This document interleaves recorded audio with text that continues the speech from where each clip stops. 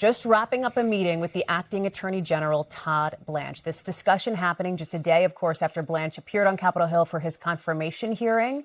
A group of survivors in the room, including Danny Bensky, who also testified again on day 2 of the hearing, or testified herself this morning. She is joining us now. She was in the room with Todd Blanche. Danny is familiar to our audience. You've been on the show before, and we're so glad to have you back. Thank you. And I just want to be transparent. You literally are right out of this meeting. Right out of this meeting, had a lot of big emotions. So just came off a little bit of not a little bit, but like a little bit of a crash and some tears. And so, it's a highly emotional moment. When Todd Blanche arrived for his confirmation hearing, he likely anticipated serious questioning, but nothing his preparation and Republican support could not overcome. Most presidential nominees get through these hearings by staying disciplined, avoiding unnecessary mistakes, and relying on the majority party to carry them across the finish line. Blanche encountered something far more dangerous. The hearing became an intense political confrontation, focused not simply on whether he was professionally qualified, but on the unavoidable conflict created by asking Donald Trump's former criminal defense attorney to oversee the nation's most powerful law enforcement institution. Thank you, Mr. Chairman.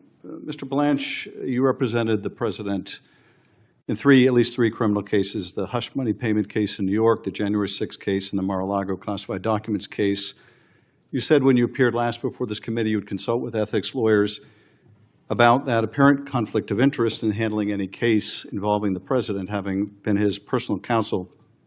Did you consult with Joseph Terrell, a senior ethics lawyer at the department? I believe I met with Mr. Terrell, yes. Did Mr. Terrell tell you that ethics laws and policies required that you not be involved in cases? Let's be honest about what makes this nomination so explosive. A lawyer who personally defended Donald Trump in criminal cases is now being asked to lead an institution whose credibility depends on impartial judgment and freedom from presidential loyalty. Political opponents did not invent that contradiction, and no clever talking point created it. It exists because of Blanche's own professional relationship with the man who nominated him. The hearing made clear that lawmakers across the aisle see the problem. Many senators are demanding direct explanations about how Blanche would separate public duty from personal loyalty, and his testimony did not come close to resolving those concerns. Good afternoon, Mr. Blanche. Good afternoon. Our president has a very well-documented history of attempting to corruptly influence government officials to advance his own personal interest.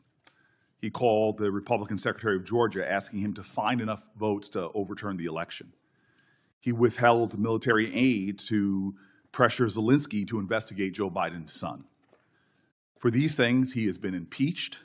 He's been criminally convicted in Georgia, indicted in Georgia, because he uses his power to unjustly influence people. Again and again, senators returned to the issue that defined the entire hearing. Under Blanche, would the Justice Department exercise independent judgment, or would it operate according to the wishes, grievances, and private interests of the White House? That question went far beyond bureaucratic charts or the formal chain of command inside the executive branch. Those legal details matter, but they were not the heart of the controversy. The real concern was whether Blanche would protect the integrity of federal law enforcement when the president's political demands came into conflict with the evidence, the law, or the public interest. So this agreement doesn't apply to a tax return filed last year or filed this year? To tax returns filed after the date of the agreement? No, No, before the agreement. A tax return filed in this calendar year before this agreement. Before the agreement, it applies, not after. Okay, so for a tax return filed this year for last year, for the billions he made, there's no tax liability even if he cheats on his taxes or his kids do or his business do. He is absolved of that further potential liability. No. At the center of this controversy is a very practical concern. Will the Justice Department make decisions according to the law or according to the interests of the man occupying the White House? In Blanche's case, that president is not simply the official who selected him. Trump was also the client Blanche recently defended in major criminal proceedings. That makes this relationship fundamentally different from the standard bond between a president and an incoming cabinet official. It carries layers of personal trust, legal representation, professional obligation, and financial connection that create an unprecedented ethical challenge for someone seeking control of the country's highest federal prosecutorial authority. 6 weeks later, after that dinner, that investigation was closed, that you're stating you have no idea if the attorneys in charge even finished their investigation. That's not what I said. What did you say? You asked me a question about whether the attorneys recommended that the investigation be closed, and I said I wasn't sure. That's different than what you just threw Well, back at me. do you believe that that creates an appearance of impropriety that you were at a dinner? No. Okay. The Justice Department ethics rules are very clear. Pressed directly on the Justice Department's independence, Blanche gave a response that was technically defensible, but immediately raised more suspicion.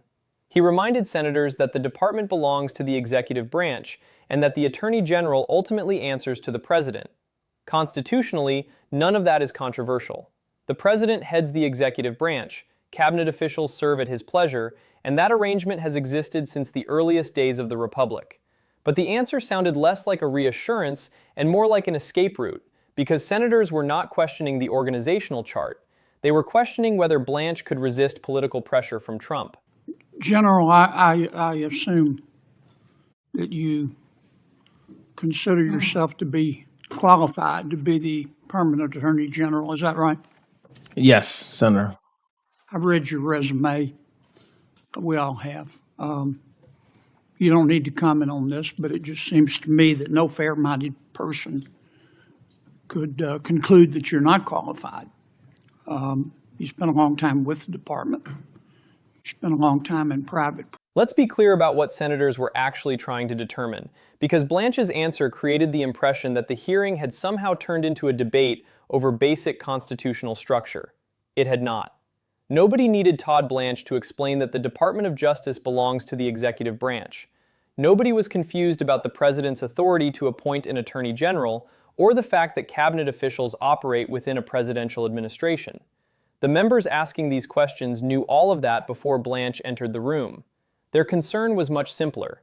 Would he use the power of the Justice Department independently, or would that power be shaped by the wishes of Donald Trump? That means deciding whether to investigate based on evidence rather than political pressure. It means refusing to prosecute someone merely because the president sees that person as an enemy. It means allowing a case to move forward even if the target is a Trump ally. It means shutting down a weak or retaliatory investigation even if the White House wants it pursued. And it means accepting that the Attorney General may sometimes have to make decisions that anger the president who appointed him. Those are not academic hypotheticals. The Justice Department can destroy reputations, seize property, authorize searches, convene grand juries, and send people to prison. The person leading it must be able to separate the law from presidential emotion, private resentment, campaign strategy, and personal self-protection. Senators wanted to know whether Blanche could do that when the president involved was not simply his political sponsor, but his former client.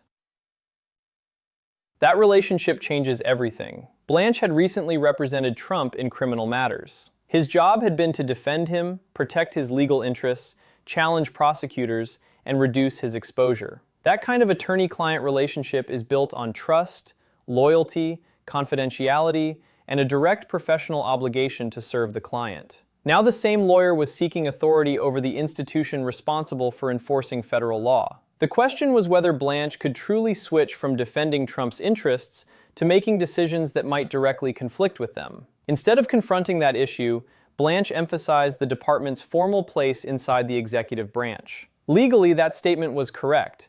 Politically, it was revealing. He answered a question nobody had asked and avoided the one everyone wanted answered.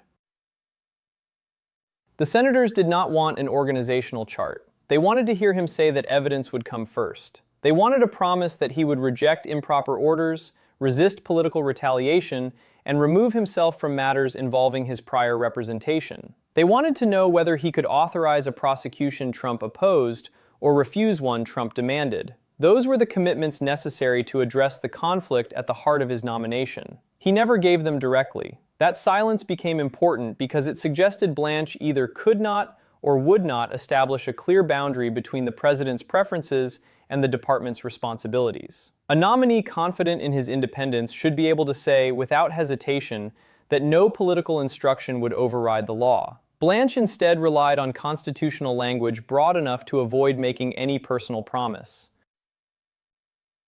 The hearing then moved from that general concern to a controversy where the consequences of weak independence were already visible: the Jeffrey Epstein files. Public demands for disclosure had been building for months. Members of Congress wanted fuller access to the records.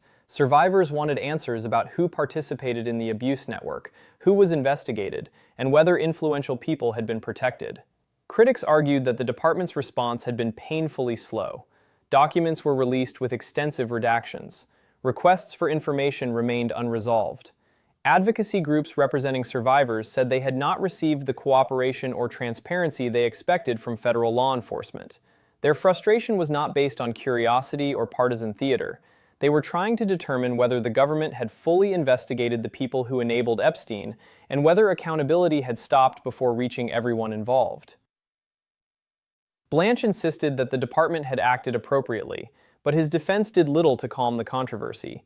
He did not provide a satisfying explanation for the delays, the limited disclosure, or the continued frustration of survivors. For critics, his answers sounded like another institutional defense of a process that had already failed to earn public trust. Then came the detail that intensified everything. Blanche had previously met with Ghislaine Maxwell. Because Maxwell was Epstein's convicted accomplice, that meeting immediately raised questions about timing, purpose, and substance. Senators wanted to know what was discussed, what information Maxwell offered, and whether the conversation affected any later departmental decision. The problem was not simply that the meeting occurred. It was that it took place inside a broader atmosphere of secrecy, incomplete disclosure, and concern that powerful people might still be receiving protection.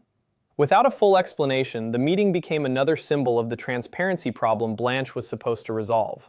By the end of the exchange, the central issue remained unanswered. Could Blanche place the law above Trump's interests? His testimony did not prove that he could, and the Epstein questions showed why that uncertainty mattered. This was not just about institutional theory. It was about real investigations, real survivors, and whether the Justice Department could still be trusted to follow the evidence regardless of where it led.